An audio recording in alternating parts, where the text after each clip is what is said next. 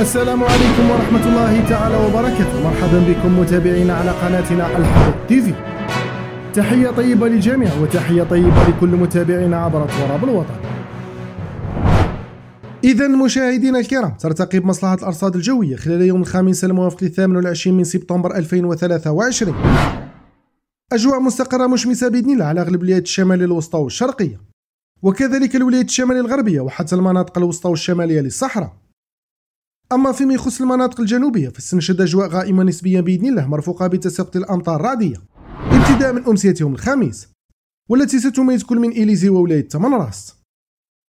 كما سنشهد رياح قوية مع تطال الرمال قد تصل سرعتها وتتعدى 50 كم في الساعة، والتي ستميز المناطق الوسطى والغربية للصحراء على كل من ولاية عين صالح، أدرار، بني عباس وولاية تندوف.